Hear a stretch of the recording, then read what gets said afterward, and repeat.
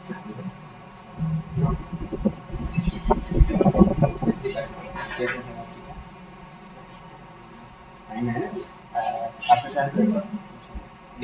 Minute इधर बैठ।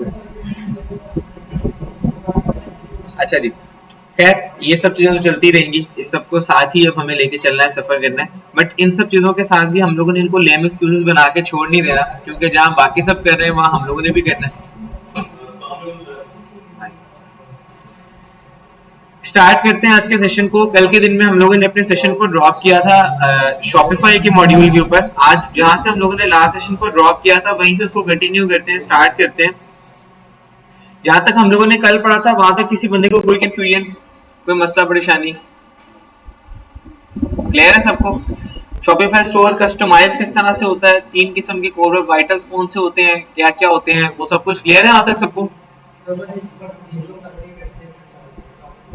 Theme upload किस तरह करनी है मैं बता देता हूँ, और भी अगर कहीं पे कोई कंफ्यूजन है तो अभी बता दो, मैं उसको रिवाइज करा के देन आगे फर्दर कंटिन्यू करवाऊँ। सबको क्लियर?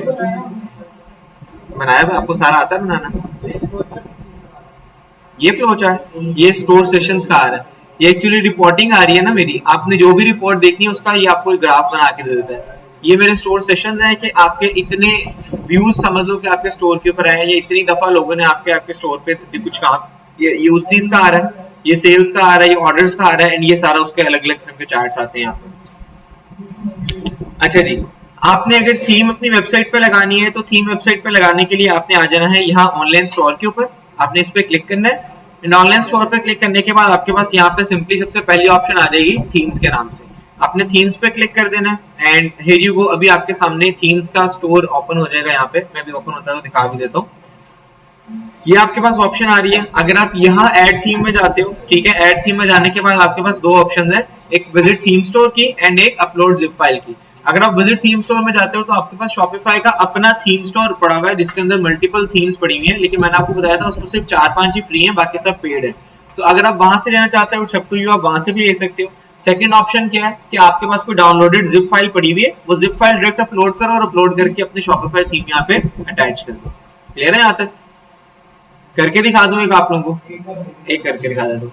लाइक फॉर एग्जांपल मैं यहाँ से जरा बैक करता हूँ एंड मेरे पास यहाँ पे ये थीम पड़ी हुई है प्रेस्टीज की, मैंने जो आपको फोल्डर दिखाया था वहां से मैंने कॉपी की और कॉपी करके यहाँ पे लाके पेस्ट कर दी, ठीक है। अब मैंने करना क्या है, मैं यहाँ पे आऊंगा और यहाँ पे क्लिक करूंगा अपलोड जिप फाइल के ऊपर, ठीक है। अपलोड जिप फाइल पे क्लिक करके ऐड फाइल पे जाऊंगा एंड ऐड फाइल पे जाके मैं अब यहाँ से आ जाता हूँ डेस्कटॉप पे। डेस्कटॉप पे मेरे पास ये पड़ी हुई है प्रेस्टीज की थीम, आपने सिंपली इसको सेलेक्ट करना है और जैसे आप सेलेक्ट करोगे आपकी थीम वहां पे अपलोड हो जाएगी। जिस तरह आप लोग वर्डप्रेस पे अपलोड करते हो बिल्कुल उसी तरह यहाँ पे अपलोडिंग होगी। नहीं नहीं, ये जो मैंने आपको बताया था, जो मेरे पास ये थीम्स पड़ी हुई है, ये पेड थीम्स का पेड वर्जन पड़े हुए, आपको इनके लिए पे नहीं करना पड़ेगा, ये फ्री में आपकी ज्वाइनिंग है यहाँ पे अटैच हो जाएगी, ठीक है।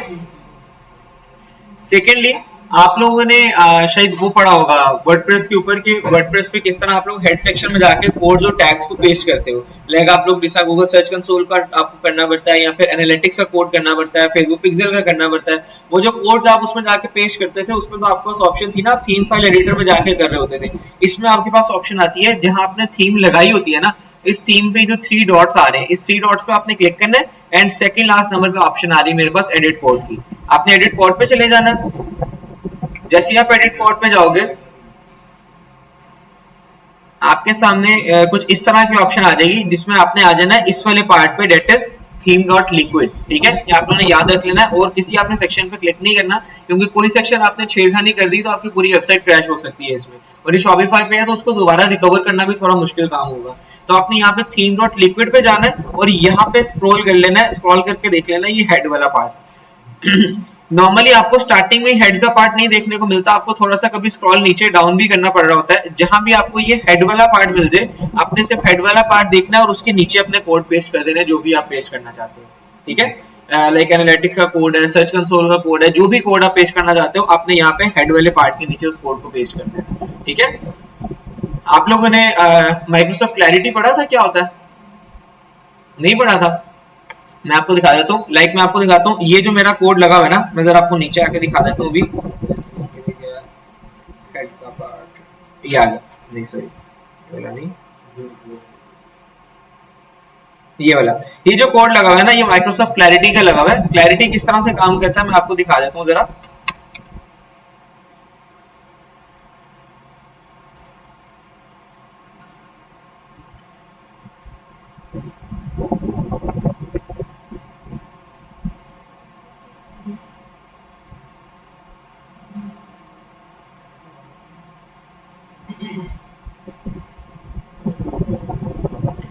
माइक्रोसॉफ्ट क्लैरिटी एक फ्री टूल है और मजे की बात है बहुत ही मजेदार टूल है। ये टूल करता क्या है, जैसे आप माइक्रोसॉफ्ट क्लैरिटी को आपने इंटीग्रेट किस तरह करना है पहले ये समझ लो जब तक ये लोड हो रहा है। जैसे आप माइक्रोसॉफ्ट क्लैरिटी के ऊपर लॉगिन करोगे, लॉगिन करने के बाद ये आपको मेटा पिक्सल की तरह बिल्कुल सिंपली अपना एक कोड देगा। वो कोड जाके आपने अपनी शॉपिफाई, वर्डप्रेस से जिस पे भी आप वेबसाइट बना रहे हो उसके हेड सेक्शन में पेस्ट कर देना है। बिल्कुल उसी तरह जिस तरह हम लोगों ने गूगल एनालिटिक्स का कोड पेस्ट करना सीखा था, अभी मैंने आपको बताया शॉपिफाई में किस तरह करते हैं, इसी तरह से आपने सिंपली कोड उठाना है और जाके अपनी वेबसाइट के हेड सेक्शन में क्या कर देना, पेस्ट कर देना। जैसे आप पेस्ट करोगे, पेस्ट करने के बाद आपका जो माइक्रोसॉफ्ट क्लैरिटी अकाउंट है वो इंटीग्रेट हो जाएगा आपकी वेबसाइट के साथ। जैसी इंटीग्रेशन होगी, इंटीग्रेशन के बाद ये आपको कुछ इस तरह का डाटा प्रोवाइड करना शुरू कर देगा, जिसमें सबसे मजे का डाटा है ये वाला, दैट इज दिस। ये क्या डाटा है, वो तमाम यूजर्स जो कि मेरी वेबसाइट पे आए और उन्होंने कुछ भी किया और करके चले गए, जितनी देर वो मेरी वेबसाइट पे रहे उतनी देर की उनकी पूरी मोबाइल फोन की स्क्रीन की रिकॉर्डिंग ही आपको प्रोवाइड कर देगा। लाइक फॉर एग्जांपल ये एक यूजर मेरी वेबसाइट पे आया हुआ, मैं इसकी रिकॉर्डिंग खोल के आपको दिखा देता हूँ।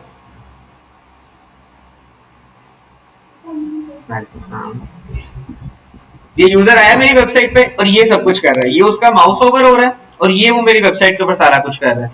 जितनी देर भी वो मेरी वेबसाइट पे रहा होगा ना, उतनी देर की उसकी ये पूरी मोबाइल फोन की स्क्रीन की रिकॉर्डिंग मेरे पास आ गई है। नहीं, नोटिफिकेशन नहीं आता, उसको पता भी नहीं चलेगा उसके मोबाइल फोन की स्क्रीन की रिकॉर्डिंग और ये पूरी रिकॉर्डिंग होकर मेरे पास आ जाएगी। इस दौरान उसने जो भी किया है, जहां भी क्लिक किया है, जो भी पंगे किए हैं मेरी वेबसाइट के साथ, मेरे पास सारा डाटा पूरी स्क्रीन रिकॉर्डिंग के अंदर आ गया।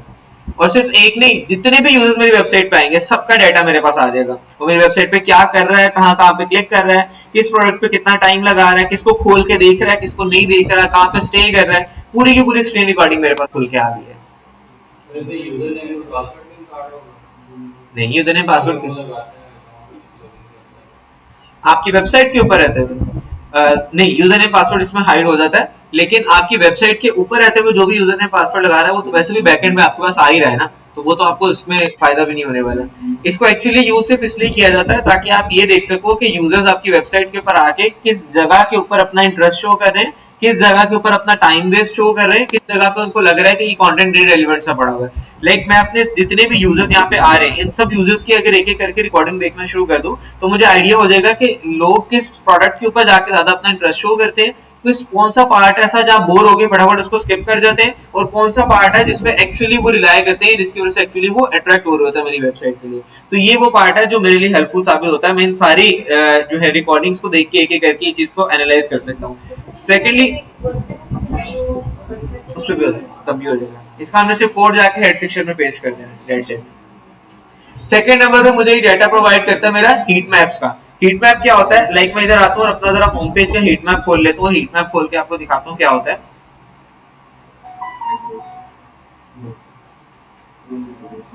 लो, जैसे मैंने अपने होम पेज का हीट मैप खोला, मैं जरा नीचे स्क्रॉल करता हूँ, नीचे स्क्रॉल करता हूँ।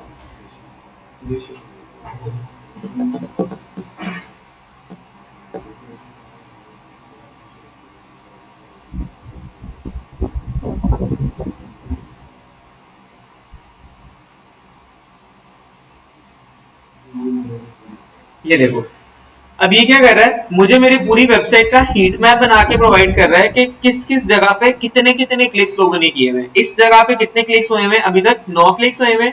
इस जगह पे लास्ट एक दिन में कितने क्लिक्स हुए हैं, 1 क्लिक आया। इस जगह पे 4 क्लिक्स आए हैं। नीचे आ जाता हूँ, नीचे आ जाता हूँ,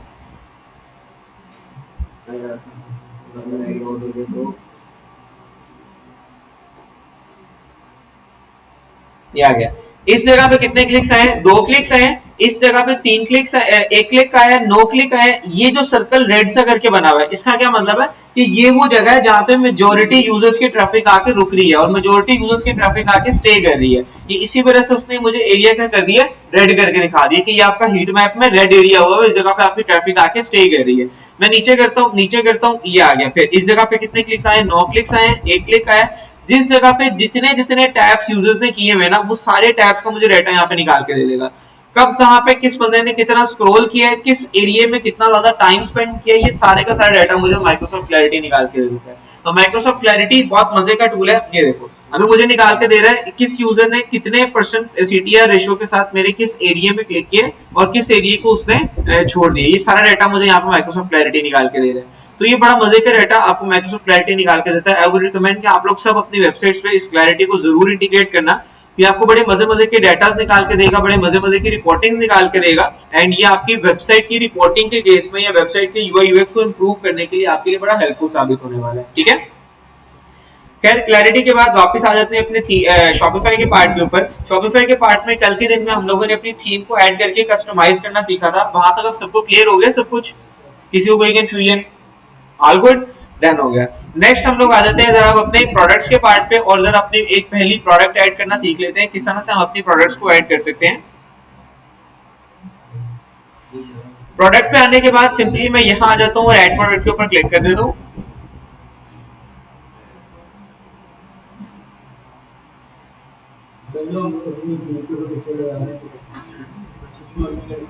थीम के ऊपर क्या करें? प्रोडक्ट की पिक्चर तो नहीं लगाए ना, तो स्लाइडर वगैरह या वो चीजें लगा दो। वो प्रोडक्ट की पिक्चर यहीं से आती है, इससे डायरेक्ट आप वहां नहीं लगाते, वहां पे नहीं लगाते, वो आप यहीं से लेके आते, वो यहीं से आएगी। क्या चीज? अब हम आ जाते हैं जरा एड प्रोडक्ट के पार्ट के ऊपर। लाइक फॉर एग्जांपल आप कहते हो कि सर ठीक है ये आपने सारा कुछ बता दिया, ठीक हो गया। अब जरा अपनी वेबसाइट के ऊपर अगर मैं वापस आता हूँ तो मैं अपनी वेबसाइट पे देख सकता हूँ कि सर बाकी डिजाइनिंग तो हुई हुई है, ये जो प्रोडक्ट्स बीच में ऐड हुई हुई है, जिन प्रोडक्ट्स को आप सिंगल क्लिक पे ऐड टू कार्ट भी कर सकते हो, जिन प्रोडक्ट्स को आप सिंगल क्लिक पे परचेज भी कर सकते हो, बाय नाउ भी कर सकते हो, ये प्रोडक्ट्स एक्चुअली कैसे ऐड हुई हुई है। देखो वर्डप्रेस पे प्रोडक्ट्स ऐड करने के लिए तो आपको एक थर्ड पार्टी टूल की जरूरत पड़ी थी, वो कौन सी थी? वूकॉमर्स। जबकि शॉपिफाई पे आपको इस तरह की किसी थर्ड पार्टी टूल को डाउनलोड करने की जरूरत नहीं है। क्या है? एडमिट पे क्लिक कर दिया, बट आगे एक्सेप्ट नहीं किया।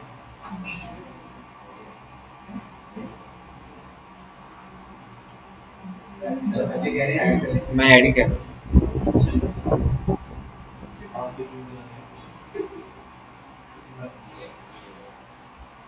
ऐड हो गई सब।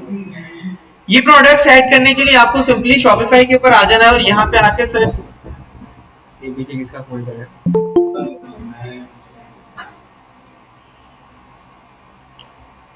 फोन यूज करना था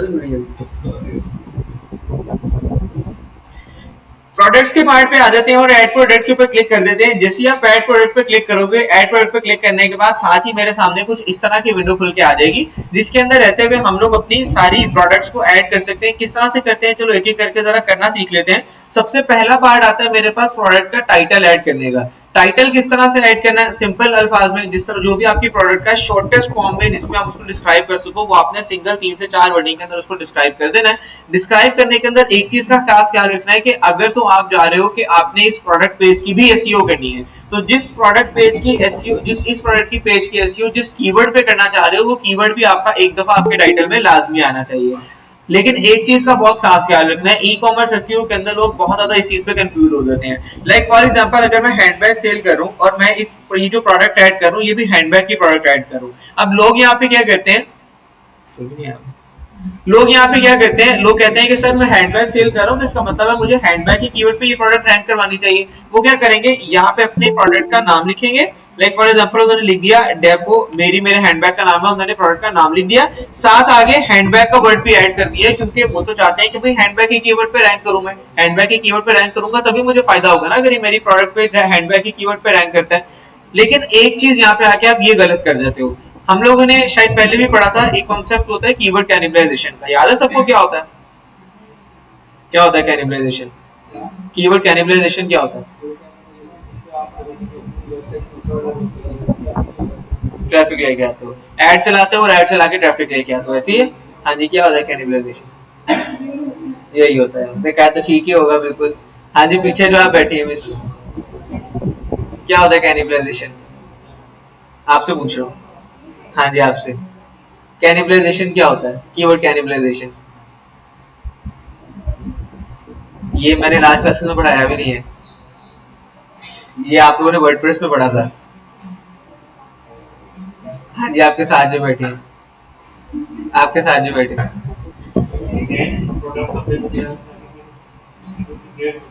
वो कैनोनिकल होता है। हाँ जी, आपके पीछे जो बैठे हैं, क्या होता है कैनिबलाइजेशन? आपके पीछे जो बैठे हैं, एक कीवर्ड पे सिमिलर वेबसाइट्स को टारगेट करना, बिल्कुल ठीक है। तो ऐड चला के ट्रैफिक लाना, वो नहीं आता कैनिबलाइजेशन? नहीं आता, ठीक है। हाँ जी, क्या होता है इस कैनिबलाइजेशन? वेरी नाइस, बहुत शानदार, बहुत मजा आया आप लोगों से ये सवाल करके। कैनिबलाइजेशन मैंने आप लोगों को पहले भी बहुत इन डेप्थ डिटेल में जाके समझाया था।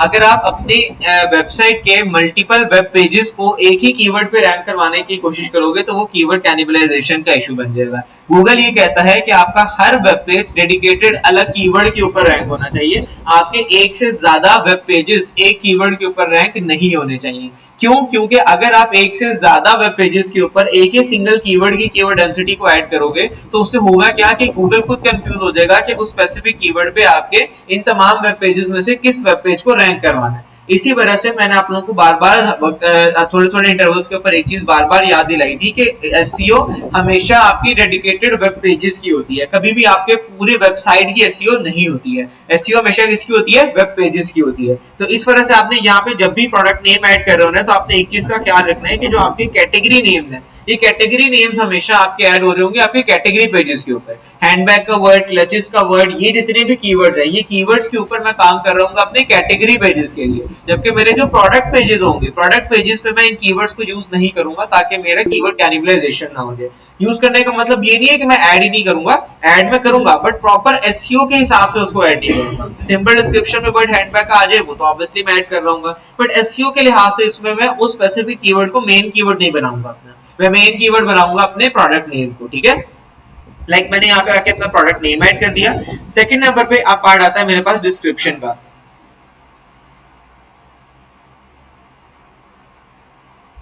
डिस्क्रिप्शन के अंदर यहाँ पे आप अपना जो भी मेन कीवर्ड रखना चाहो, सिंपल बिल्कुल उसी तरह 2% की कीवर्ड डेंसिटी के ऊपर आप अपनी पूरी डिस्क्रिप्शन लिख रहे होगे।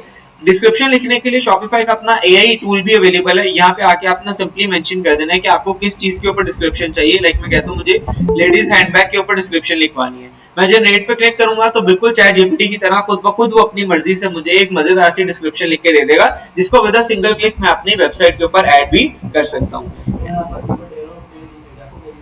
डेफोबेरी, हाँ उसने की डेफोबेरी उठाया मेरे टाइटल से कि ये मेरा टाइटल है, उसने उसके हिसाब से मुझे वो पूरा बना के वो आप उसको इंस्ट्रक्शन दे दोगे कि मुझे इस कीवर्ड के ऊपर चाहिए डिस्क्रिप्शन, वो आपको लिख के दे देगा, ठीक है। सेकंड नंबर पे यहाँ पे आ जाते हैं, सेकंड वर्ड आता है मेरे पास मीडिया का। आपने अपलोड न्यू पे क्लिक करना है एंड जो भी मीडिया आप ऐड करना चाहते हो, फॉर एग्जांपल मैं यहाँ पे आ जाता हूँ एंड मैं आ जाता हूँ यहाँ पे आ जाता हूँ एंड यहाँ पे आके ये वाली पिक्चर को ऐड कर देता हूँ।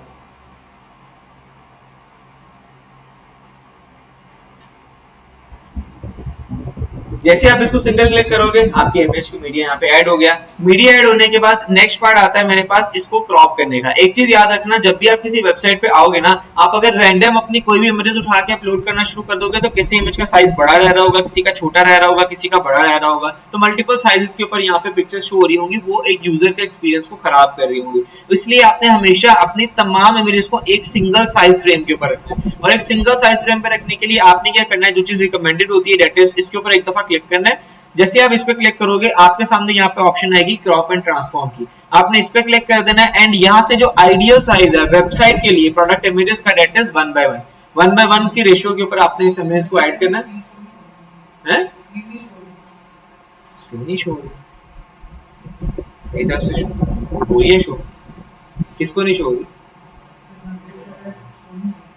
सो गए मीटिंग लीव करके दोबारा ज्वाइन करके देख लो, क्योंकि मेरी तरफ से प्रेजेंटिंग आ गया कुछ हो रही। यहाँ से आके आपने इस स्क्वायर के बटन पे क्लिक करना है एंड हियर यू गो, आपके पास एक फिक्स 1:1 के रेशियो के ऊपर आपकी ये जो है ना क्रॉपिंग का साइज वो लॉक कर देगा।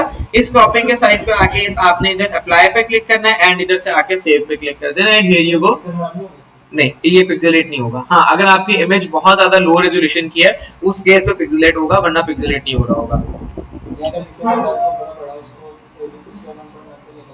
हाँ, अगर आप बहुत ज्यादा जूम करते हो ऑब्वियसली तब भी पिक्सेलेट हो रहा होगा, बट अगर आपके पिक्सल का रेजोल्यूशन अच्छे हैं, स्ट्रॉन्ग है, तो उस केस में आपको कोई इफेक्ट नहीं करेगा। सिंपली आपने सेव पे क्लिक कर देना है। नेक्स्ट आपने यहाँ पे क्या करना है, हर पिक्चर के पीछे ऑल टेक्स्ट ऐड करना है।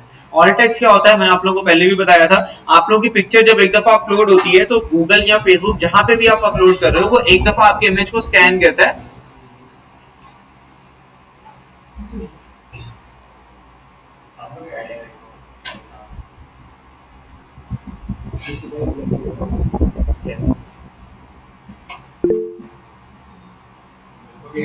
किसको किसको ऐड करूं, सारे ऐड, ये हैंड रेज हुए हुए ऐड है सारे।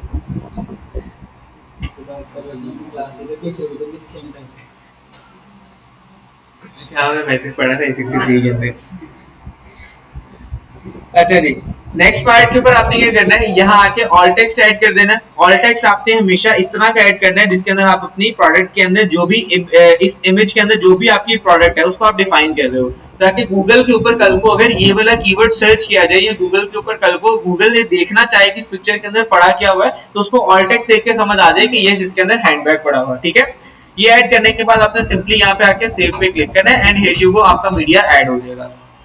मीडिया ऐड करने के बाद नेक्स्ट आपने नीचे मूव ऑन करना है एंड यहाँ के आके प्राइसिंग को सेट कर लेना है। प्राइसिंग के अंदर आपके पास दो ऑप्शन है, कंपेयर एट प्राइस की एंड सिंगल प्राइस की। सिंगल प्राइस क्या होती है, लाइक फॉर एग्जांपल मेरे पास यहाँ पे ये जो प्राइसेस शो हो रही है ये क्या है, मेरी सिंपल रेगुलर प्राइसेस हैं जो यहाँ पे हर प्रोडक्ट के ऊपर लगी हुई है। अगर आप चाहते हो कि दराज की तरह आपके पास यहाँ पे इस तरह शो हो कि पहले प्राइस प्रोडक्ट की 5,000 थी, अब उसको कट करके सेल के अंदर प्राइस लगा दी गई हुई है 3,000 पे, तो वो काम करने के लिए आप यहाँ आ जाओगे, कंपेयर एट प्राइस के अंदर 5,000 लिख दोगे एंड सिंपल प्राइस के अंदर आके फॉर एग्जांपल आप 3,500 लिख दोगे। जैसे ही आप ये करोगे अब आपके पास क्या शो होगा कि 5,000 इस प्रोडक्ट की प्राइस थी, सेल के अंदर उसको कट किया गया और कट करके 3,500 के ऊपर ले आया हुआ। ठीक है, तो वो ऑन सेल आपकी प्रोडक्ट शो होना शुरू हो जाएगी। इसके बाद कॉस्ट पर आइटम, ये चीज बिल्कुल आपके अपनी याद दिलाने के लिए, अगर आप यहाँ पे इसको रखना चाहो तो इट्स अप टू यू, ना रखना चाहो तो ये ऑप्शनल है, कुछ कंपलसरी नहीं है। यहाँ पे आप सिंपली अगर चाहो कि मैं प्रॉफिट मार्जिन भी शॉपिफाई पे ही कैलकुलेट करना चाहता हूँ कि मैं इस प्रोडक्ट में कितना कमा रहा हूँ, तो आप यहाँ पे आके लिख दोगे फॉर एग्जाम्पल कि आपको ये प्रोडक्ट पड़ रही है 3,000 रुपए की। शॉपिफाई वाले नजर भी लगा सकते हैं, शॉपिफाई वाले आपको बता भी देंगे कि भाई इसमें आपको मार्जिन बच रहा है 14% का, प्रॉफिट हो रहा है इतना। अगर आप 10 पीसेस बेचोगे ये आपको नोटिफाई कर देंगे कि फलानी प्रोडक्ट से आपने आज के दिन में 5,000 रुपए कमा लिए। ठीक है, सेकंड नंबर में मेरे पास ऑप्शन आती है इन्वेंट्री की। ये चीज इन्वेंट्री वाली ऑप्शन इसकी सबसे मजेदार ऑप्शन मुझे लगती है, वो इस वजह से इन्वेंट्री की इसके ऊपर पूरे के पूरे लेजर्स मेंटेन हुए होते हैं। मैंने आज से 2 साल पहले जो भी प्रोडक्ट लगाई थी, आज के दिन में अगर मैं सिर्फ उसकी इन्वेंट्री वाले पार्ट पे जाऊं तो मुझे उसका day by date by date, time by time एक एक डिटेल देखने को मिल जाएगी कि कब किस टाइम पे कितने पीसेस मैंने इसके शॉपिफाई के अंदर इन किए थे, उसमें से किस किस ऑर्डर आईडी के अगेंस्ट किस किस दिन में कितने कितने पीसेस मेरे डिलीवर हो गए, उसमें से किस किस दिन में कौन कौन से ऑर्डर आईडी के अगेंस्ट पीसेस रिटर्न आ गए, और किस दिन मैंने अगेन अपने स्टॉक को रिवाइज किया और दोबारा बढ़ा दिया। एक एक डिटेल में मेरे पास पूरी इन्वेंट्री मेरे पास डिटेल में देखने को मिलती है, जिसको हम लोग इन्वेंट्री लेजर भी कहते हैं। शॉपिफाई इटसेल्फ बाय खुद ब खुद ये सारे का सारा लेजर मेंटेन कर रहा होता है, मेंटेन करके हमें पूरा रिपोर्ट प्रोवाइड कर रहा होता है। ये लेजर मेंटेन करने के बाद नेक्स्ट पार्ट के ऊपर हम नीचे आ जाते हैं एंड यहाँ पे मेरे पास ऑप्शन आती है वेरिएंट्स की। वेरिएंट्स क्या होते हैं, मैं जरा इसके ऊपर क्लिक करता हूँ, मेरे पास ये मल्टीपल ऑप्शंस अवेलेबल है वेरिएंट्स ऐड करने की। हम लोगों ने दराज के केस में भी पढ़ा था कि हमारे पास कुछ प्रोडक्ट्स ऐसी होती हैं जिनके अंदर वेरिएशंस अवेलेबल होती हैं। लाइक फॉर एग्जांपल मेरे पास कोई प्रोडक्ट है जिसके अंदर आपके पास कलर्स की वेरिएशन है, किसी के अंदर साइजेस की वेरिएशन है, डिफरेंट कैटेगरीज के अंदर, लाइक किसी में स्मॉल मीडियम लार्ज पड़ा हुआ, मेरे पास किसी में ग्रीन रेड ब्लू कलर्स पड़े हुए, मेरे पास किसी में कोई क्वालिटीज की वेरिएशन पड़ी हुई है। तो अलग अलग टाइप ऑफ वेरिएशंस मेरे पास यहाँ पे पड़ी हुई है जिनके ऊपर रहते हुए मैं वेरिएशंस बना सकता हूँ। लाइक इवन मेरे पास शॉपिफाई में टारगेट जेंडर के ऑप्शन से भी पड़ा हुआ है कि मेरे पास ये प्रोडक्ट मेल के लिए ये अवेलेबल है, फीमेल के लिए ये अवेलेबल है, उस तरीके से भी मैं इसको यहाँ पे आके टारगेट कर सकता हूँ। खैर अभी के लिए मुझे इसमें क्या करना है, कलर के ऊपर फॉर एग्जाम्पल वेरिएशन बनानी है, मैं कलर को सेलेक्ट कर लूंगा। ठीक है, कलर सेलेक्ट करने के बाद मैं इस पे क्लिक करूंगा एंड यहाँ पे आके जरा इसको फॉर एग्जांपल अभी के लिए क्रॉस कर दूंगा। अच्छा अभी ये क्लोज नहीं होगा, मैं जरा इसमें यहाँ से आके डिलीट कर देता हूँ और इसको यहाँ से आके जरा प्ले कर देता हूँ। Done done. अच्छा जी, अब मैं जरा यहाँ पे आता हूँ और यहाँ पे आके मैं कलर ऐड कर देता हूँ। अब मेरे पास वो ऑप्शन आ रही है, आपने जितने भी कलर इसके अंदर ऐड करने हैं, आप कोई भी कलर सेलेक्ट करके ऐड कर सकते हो कि मेरे पास ये वाले कलर इसके अंदर अवेलेबल है, ताकि जब भी कोई यूजर अपना ऑर्डर प्लेस करना चाहे तो उसके पास ऑप्शन आ जाए कुछ इस तरह से। लाइक फॉर एग्जांपल मैं ये वाली प्रोडक्ट खोल लेता हूँ, तो आपके सामने मल्टीपल ऑप्शन शो कर रहा होगा आपकी वेबसाइट के ऊपर शॉपिफाई कि इस प्रोडक्ट में कितने कलर्स अवेलेबल है। लाइक मुझे यहाँ पे बता रहा है ये 3 कलर्स अवेलेबल है, ये गोल्ड कलर अवेलेबल है, ये पिंक कलर अवेलेबल है एंड ये ग्रीन कलर अवेलेबल है। आपने जो भी मॉडल सेलेक्ट करना है आप उसको सेलेक्ट दिस मॉडल करोगे एंड यहाँ पे आके उसको आप परचेज कर सकोगे। नहीं, अलग अलग पिक्चर नहीं डालोगे, आपने सिंपली करना ही है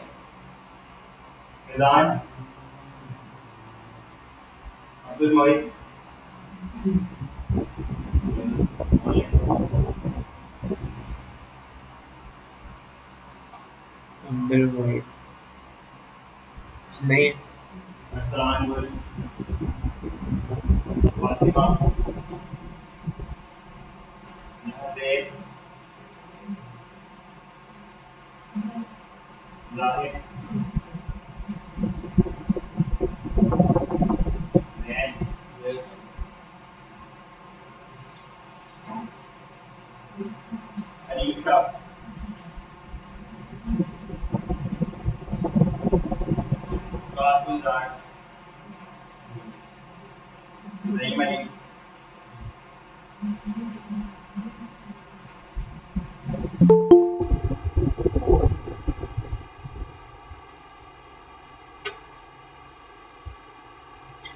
अच्छा जी, फॉर एग्जांपल आप कहते हो जी यहाँ पे मैंने ब्लैक कलर या इसका पर्पल कलर ऐड करना है, आप पर्पल कलर सिंपली क्लिक करोगे और क्लिक करके यहाँ पे डन कर दोगे। ठीक है, डन करने के बाद अभी यहाँ पे शॉपिफाई के अंदर एक नई अपडेट आई है और कुछ आपको यहाँ पे फीचर थोड़ा सा चेंज देखने को मिल रहा होगा, क्योंकि मेरे पास यहाँ पे ये मेटा फील्ड्स लगी हुई है आपके पास।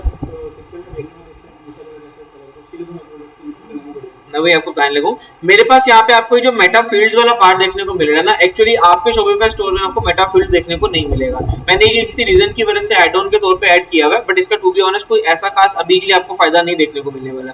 आपके पास जब मेटा फील्ड्स नहीं होंगे ना, तो आपके पास यहाँ पे कुछ इस तरह करके अलग अलग वेरिएंट शो होना शुरू हो जाएंगे। अब आप फॉर एग्जाम्पल चाहते हो कि आपने पर्पल कलर के ऊपर कोई और इमेज लगानी है एंड ब्लू कलर के वेरियंट पे कोई और इमेज लगानी है, तो आप सिंपली क्या करोगे, इस वेरियंट पे क्लिक करोगे एंड यहाँ पे आके अगर आपने कोई इमेज ऐड की हुई है, आप चाहते हो कि जैसे कोई यूजर यहाँ पे आके पर्पल कलर के ऊपर क्लिक करे, लाइक यहाँ पे आके कोई पर्पल कलर पे क्लिक करे तो उसको पर्पल कलर के प्रोडक्ट की इमेज शो होना शुरू हो जाए। उसके लिए आप क्या करोगे, यहाँ पे वो पर्पल कलर की इमेज अपलोड करोगे, डन करोगे एंड दैट्स इट। अब जैसे कोई बंदा आपके पर्पल कलर के वेरिएंट पे क्लिक करेगा उसको ये वाली इमेज शो होना शुरू हो जाएगी। तो आप जितने भी वेरिएंट इसमें ऐड करना चाहो, हर वेरिएंट के ऊपर अलग अलग इमेज अपलोड कर सकते हो, ताकि जैसे ही कोई यूजर उस वेरिएंट के ऊपर क्लिक करे तो उसको वो स्पेसिफिक कलर की इमेज शो होना शुरू हो जाए। कह रहे हैं यहाँ तक सबको, इससे कोई कंफ्यूजन?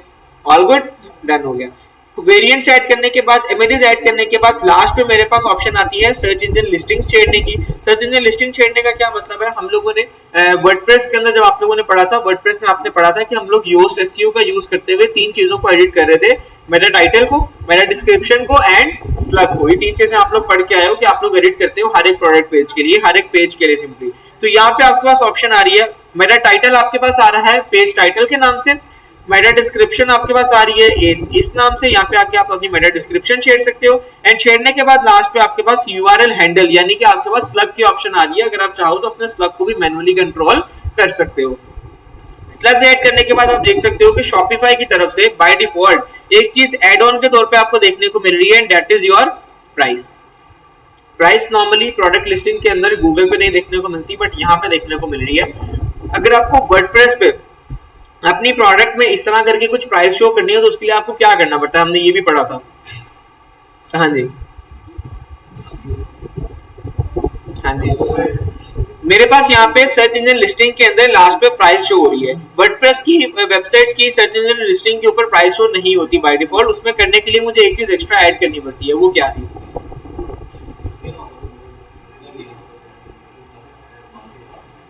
हाँ जी, हाँ जी, आप पीछे जो बैठे लॉगिन होगा, हाँ जी, आप साथ जो बैठे हैं। प्राइस मेंशन क्या होती है? हाँ, तो प्राइस मेंशन कैसे होगी?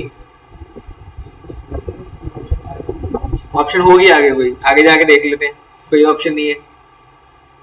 शायद आप लोगों को याद होगा हमने एक चीज पढ़ी थी स्कीमा मार्कअप के नाम से, याद आया कुछ? आपने नहीं पढ़ा? चलो मैं आप लोगों को थोड़ा सा ओवरव्यू दे देता हूँ, बाकी आप लोगों को याद है स्कीमा मार्कअप क्या होता है? आप लोगों से नहीं पूछ रहा, आगे डीसीएसआईटी वालों से पूछ रहा हूँ। हाँ जी भाई जैन, नहीं यार स्कीमा मार्कअप क्या होता है? आप लोगों ने स्कीमा मार्कअप नहीं पढ़ा? चलो मैं आप लोगों को थोड़ा सा रिवाइज करा देता हूँ। स्कीमा मार्कअप होता क्या है एक्चुअल के अंदर, अगर मैं ये समझूं कि देखो मैं जो भी अपना प्रोडक्ट पेज सारा डिजाइन कर रहा हूँ ना, ये प्रोडक्ट पेज पूरे का पूरा गूगल की इन्वेंट्री के अंदर या गूगल की स्टोरेज के अंदर ना एक डेटाबेस के तौर पे जाके सेव हो जाता है। जब भी कोई यूजर आके गूगल के ऊपर कोई भी क्यूरी सर्च करता है तो गूगल ये देखता है कि इस क्यूरी से रेलिवेंट मेरे पास कौन कौन से वेब पेजेस पड़े हुए हैं और वो कितने ज्यादा रेलिवेंट है इस क्यूरी से, वो कितने ज्यादा अच्छी तरह से ऑप्टिमाइज्ड है और कितना अच्छा कंटेंट उसमें पड़ा हुआ है, उस हिसाब से उनको रैंकिंग देना शुरू कर देता है। बट इस चीज को इसी चीज से अंदाजा लगाया जा सकता है कि गूगल का क्रॉलर जितने अच्छी तरह किसी एक वेब पेज को समझ पाता है ना, वो उतने ही अच्छी तरह उस वेब पेज को गूगल के ऊपर प्रेजेंट भी कर पाता है। इसको यूं समझ लो कि गूगल के क्रॉलर को इस चीज से फर्क बिल्कुल नहीं पड़ता कि आप इंग्लिश में क्या लिख रहे हो, उर्दू में क्या लिख रहे हो, पंजाबी में क्या लिख रहे हो। गूगल के क्रॉलर को फर्क इस चीज से पड़ता है कि आप अपने वेब पेज के ऊपर प्रोमिनेंट जगहों पे क्या क्या मेंशन कर रहे हो। वो उस डाटा को देखता है और उस डाटा के अकॉर्डिंगली आपको रैंकिंग्स प्रोवाइड कर रहा होता है। शायद आप लोगों को अगर याद हो, हम लोगों ने पढ़ा था ऑन पेज एसईओ के अंदर आपने मेटा टाइटल के अंदर कीवर्ड ऐड करना है, H1 के अंदर करना है, आपने H2 डिस्क्रिप्शन जो है इंट्रोडक्टरी पैराग्राफ जो है उसके अंदर करना है। तो अलग अलग जो प्रोमिनेंट जगह है स्लग के अंदर करना है, ये सारी क्या है गूगल के लिए एक प्रोमिनेंट जगह है, गूगल के क्रॉलर को देखने के लिए एक प्रोमिनेंट जगह है। अब गूगल का क्रॉलर यूं ये समझ लो, गूगल का क्रॉलर ये भी कहता है, खाली गूगल का नहीं बल्कि जितने भी हमारे पास सर्च इंजन है, इन तमाम सर्च इंजन के क्रॉलर्स ने मिलके अपनी तरफ से एक छोटा सा कोड लॉन्च किया हुआ है। उस कोड को हम लोग कहते हैं स्कीमा मार्कअप। स्कीमा मार्कअप इन सब सर्च इंजन की मिलाई हुई एक ऐसी जुबान है, यूं समझ लो कि जो जुबान ये सब सर्च इंजन बहुत इजीली समझ पाते हैं, बहुत अच्छे से समझ पाते हैं और फिर उस चीज को अच्छे से मार्केट में आगे गूगल के ऊपर प्रेजेंट भी कर पाते हैं। स्कीमा मार्कअप आप बिल्कुल इसी तरह बनाते हो, आप गूगल पे आके सर्च करते हो schema markup generator. For example आप गूगल पे आते हो, सर्च करते हो स्कीमा मार्कअप जनरेटर और ये मैं पहला लिंक जो है इसके ऊपर क्लिक कर देता हूँ।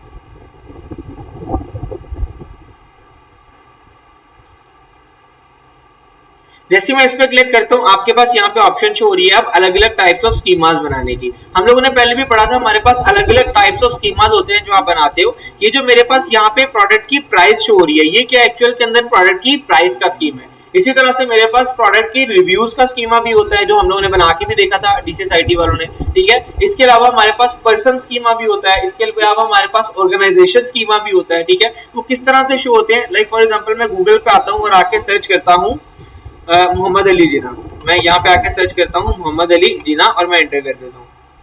आप देख सकते हो मोहम्मद अली जिना के बारे में मेरे पास इंफॉर्मेशन कुछ यहाँ पे हटके शो हो रही है, बाकी रिजल्ट्स अलग शो हो रहे हैं, यहाँ पे ये कुछ इंफॉर्मेशन अलग से हटके शो हो रही है। ये क्या एक्चुअली पर्सन स्कीम है।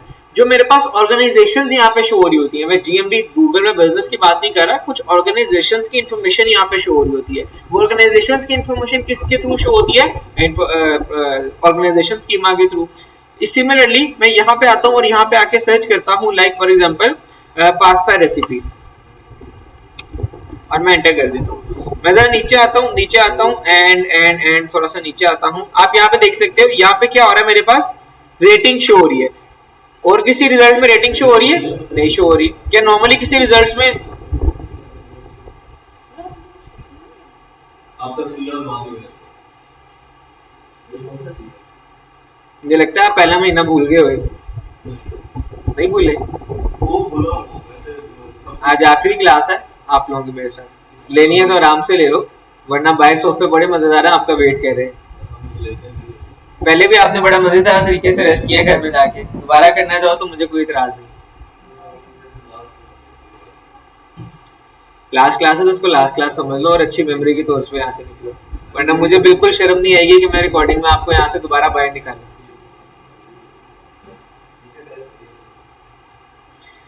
फॉर एग्जाम्पल मैं यहाँ पे आता हूँ, यहाँ पे आके सर्च करूँ तब आपके सामने आप देख सकते हो जैसे मैंने पास्ता रेसिपी सर्च किया है मेरे पास मल्टीपल रिजल्ट शो हो रहे हैं, लेकिन हर रिजल्ट अलग अलग टाइप से शो हो रहा है। नॉर्मली मेरे पास रिजल्ट्स के नीचे रेटिंग्स नहीं शो हो रही, बट जो ये दो वेबसाइट्स है इनके अंदर क्या हो रहा है, रेटिंग शो हो रही है लास्ट में। ये रेटिंग्स किसके थ्रू शो हो रही है, प्रोडक्ट स्कीमा के थ्रू। हमारे पास सिंपल सा तरीका है, आप इधर स्कीमा में आते हो, प्रोडक्ट स्कीमा सेलेक्ट करते हो एंड यहाँ पे अपने प्रोडक्ट से रिलेटेड सारी इन्फॉर्मेशन डालते हो जो भी आप शो करना चाहते हो। तो यहाँ पे आपको स्कीमा लैंग्वेज के अंदर एक कोड जनरेट करके दे देता है ये वेबसाइट। आपने सिंपली क्या करना है, इस कोड को कॉपी करना है और जाके अपनी वेबसाइट के हेड सेक्शन में पेस्ट कर देना है। जैसे आप हेड सेक्शन में अपने कोड को पेस्ट करोगे, आपके उस वेब पेज पे स्कीमा मार्कअप इंटीग्रेट हो जाएगा और वो आपके रिजल्ट्स को कुछ इस तरह से अलग वे में शो करवाना शुरू कर देगा। क्लियर है सबको? याद आ गया अब आप लोगों को? हम लोगों ने पढ़ा था पूरा स्कीमा मार्कअप, ठीक है, डन हो गया। वापस आते हैं अपने प्रोडक्ट पेज के ऊपर, प्रोडक्ट एडिशन के ऊपर, यहाँ पे आते हैं एंड जरा इसको क्लोज करते हैं। यहाँ पे ये सब कुछ ऐड करने के बाद आपने वापस ऊपर आ जाना है, एंड यहाँ पे आपके पास ऑप्शन आ रही है अगेन टैग्स की। टैग्स क्या होते हैं, मैंने आप लोगों को पहले भी बताया था, वो तमाम कीवर्ड जिनके ऊपर आप चाहते हो कि आपका कोई भी यूजर गूगल पे आके क्यूरी सर्च करे तो उसके अगेंस्ट आपका कंटेंट शो हो, यानी कि आपका ये प्रोडक्ट पेज शो हो, तो उस तमाम कीवर्ड्स को आपने क्या करना है, यहाँ पे टैग्स की जरूरत में ऐड कर देना है।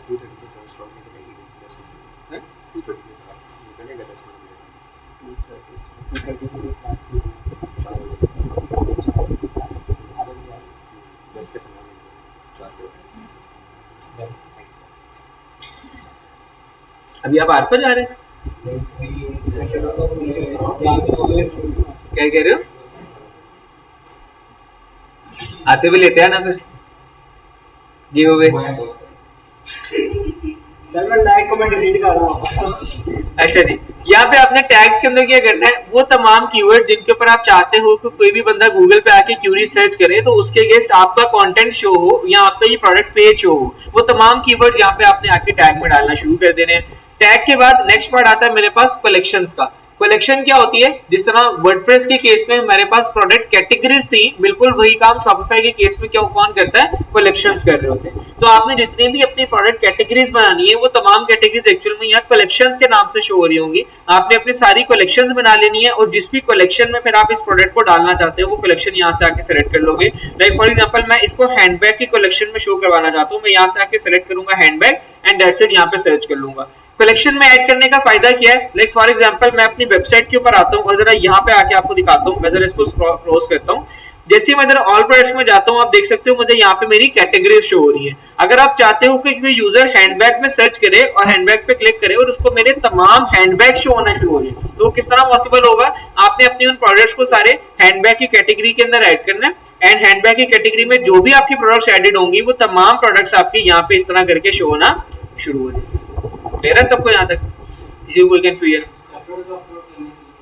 सेपरेट मतलब कलेक्शन में से लिंक ऑटोमेटिकली हो जाएगा। कलेक्शन बनाना कैसे है वो मैं आपको बता देता हूँ।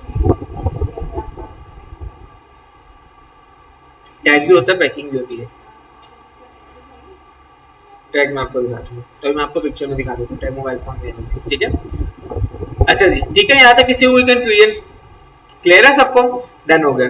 कलेक्शन ऐड करने के बाद नेक्स्ट पार्ट आता है मेरे पास वेंडर का। वेंडर आप इसमें ऐड कर सकते हो मल्टीपल। मैं कहता हूँ कि भाई मेरा एक ही वेंडर है डेफो का, मैं उसी की मेरी प्रोडक्शन सारी मैं वो ऐड कर दूंगा, ठीक है?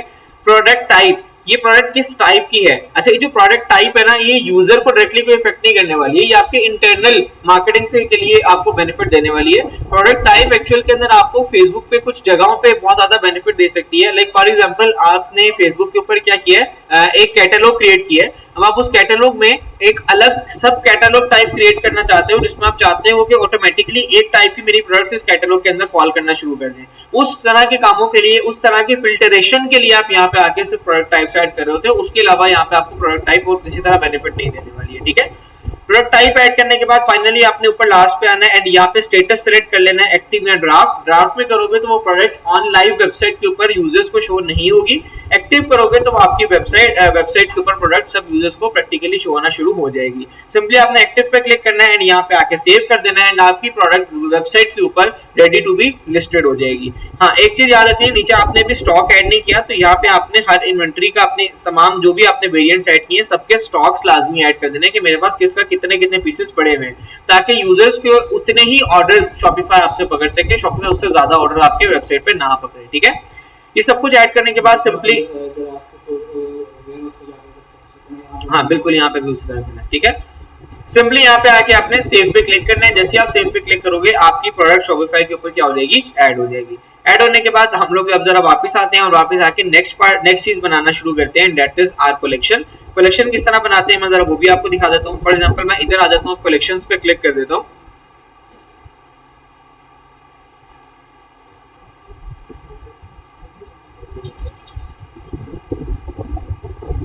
जैसे मैं कलेक्शंस पे क्लिक करता हूँ, हियर यू गो, मेरे पास यहाँ पे मेरी अलग अलग कलेक्शन शो कर रहा है बनी हुई। मैं आप लोगों के सामने एक नई कलेक्शन क्रिएट करके दिखाता हूँ कि हम लोग अगर नई कलेक्शन या नई product category in short add करना चाहिए तो वो किस तरह कर सकते हैं। हमने सिंपली क्रिएट कलेक्शन पे क्लिक करना है, उस कलेक्शन का कोई भी नाम दे देना। लाइक फॉर एग्जाम्पल मैं कहता हूँ ये मेरी कलेक्शन हैंडबैग्स की है, मैंने हैंडबैग्स का नाम दे दिया।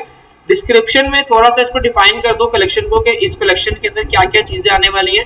सेकंड नंबर पे आपके पास दो ऑप्शन है कलेक्शन टाइप सेट करने की। एक है कि आप मैनुअल कलेक्शन टाइप बनाना चाहते हो या फिर ऑटोमेटिक बनाना चाहते हो। अब मैनुअल और ऑटोमेटिक में फर्क क्या है?